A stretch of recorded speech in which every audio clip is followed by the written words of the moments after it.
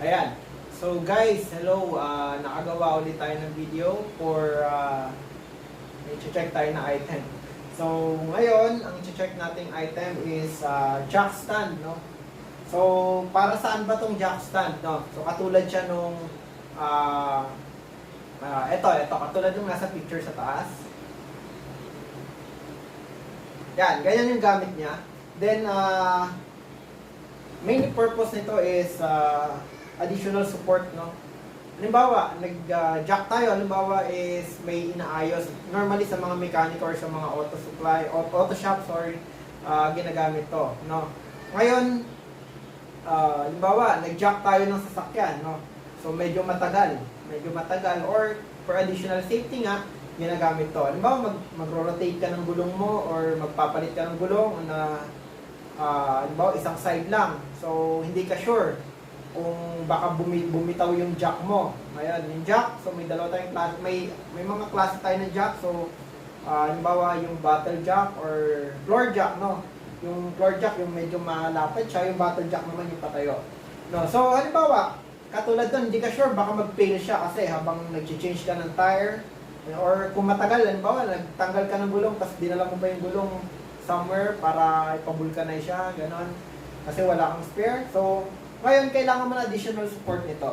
So, halimbawa, ginak mo na siya, para hindi siya bumagsak kasi sometimes yung bulbs ng mga jack, minsan nagpe-fail yun, minsan sumisingaw. Ang problem is, pag sumigaw siya, babagsak yung sasakyan mo. So, additional gastos kung may masira. Ngayon, ang purpose nito is para siya yung mag-hold nun, no? Halimbawa, just in case na mag-fail yung jack mo, ando doon siya to support, no? So, fixed siya kasi. So, adjustable yung height niya, fixed siya. Halimbawa, yung bigat ng sasakyan mo, hold niya lang ng ganon kung saan mo siya nilagay or sinet. Alright, so ito ang brand natin is Flytech USA, professional tools, 3 tons yung capacity niya, okay, 6,600 pounds. Okay, so ang adjustment niya is mula 11, 7, 16 inches to 16, 3/4, no, yung maximum niya. Tsaka steel yung body niya, ang katawan niya ay, or yung base niya ay steel. So, papakita na natin siya, no? So, yan. Actually, ito may picture siya, diyan siya ginagamit. Ideal for auto, home, and shop, no? So, yan lang naman yung nasa packaging niya, wala naman tayo nakikita. So, open na natin, no? Ngayon, tawag nito, ang included sa package niya is, meron kayong, ito yung holder niya mismo, or ito yung support niya, na ito yung tinutukuran niya, papunta na sa sasakyan, no? So, ito yung link before the car and the base ng jack, no? So, ito yung tutukod, ito yung mag-hold ng weight. Tapos, meron siya, actually, 2 piraso to, pero ipakita natin later. Okay, balik pag bumili kayo nito, 2 na yung laman niya. Okay? So, ayan. Ayan. Okay, 3 tons jack. Nakalagay dyan yung rated capacity niya, 3 tons. Okay, ilalagay mo lang yan dyan. So, ito yung maximum height niya. No? Pang kotse, pang SUV, okay na to. Okay? Hindi siya pwede pang truck kasi 3 tons lang siya. So, I think SUV is below 3 tons, no? So, mga pick-up, SUVs, and cars, okay? Yan. Sakto-sakto siya. So, ayan, yung maximum ano niya, maximum height niya, pero adjustable yan. So, itataas nyo lang to. Yan, tataas nyo lang yan. Ganyan. O, bababa na siya. So, ngayon, depende sa height na kailangan nyo, hilahin nyo na siya konti, tapos maglalak na siya. Okay, hilahin nyo ng konti, lock. Hilahin ng konti, lock. Okay, yan. Hanggang ma-achieve nyo yung maximum height. Yan. So, yan yung purpose ng mga ngipin, yan yung naglalak. Okay, so yan, ang packaging niya, yan, pag napasok nyo, angat nyo lang to, handle niya, tapos baba nyo ulit. So, ayan. Ang packaging niya, may laman na, yan, isa, and ito yung pangalawa. Oops. Ayan, sorry. So, yun yung pangalawa, no? Tawag nito, actually, same lang yung dalawa. Wala silang pinagkaiba. Bali, pag bumili ka o order ka, 2 talagang ganito yung ma-receive mo. Okay, pares kasi yan. Alright, no? So, ayan. Yan. Tataas mo lang ulit to. Yan. Tapos, pasok mo yun para yan. Maglalak mo siya. So, anong special dito? So, yun nga. Ang purpose niya is para i-hold yung weight ng object or ng car. No? Para siya kasi yung tawag nito, yung pinaka-effective way para hindi bumagsak yung sasakyan nyo kung sakaling mag-fail yung jack ninyo. Di ba ginagawa nga natin traditionally yung may mga kahoy-kahoy, yung mga bato, pinagpapatong-patong. Delikado kasi yan. Paano kung mag-slip or madulas? Paano kung madurog yung bato? Di ba? Hindi natin masabi, no? So, ayan. Okay, ipakita natin siya detailed, no?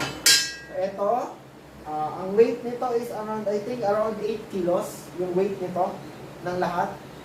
Ayan, nakikita nyo makapal siya, makapal po, no? Ayan.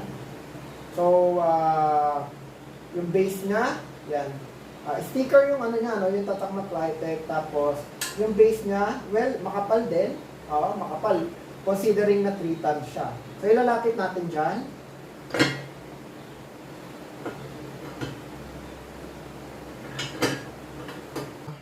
So, ito yung jack stand natin. So, nakikita nyo dyan. Yan. Ito yung belt ng quality niya. Itong base, nakalimutan ko yung tawag dito. Ito yung nag-hold sa mismong sasakyan ninyo, or ito yung pinang-jack nyo doon sa ibabaw. So, ayan po yung itsura niya. Okay?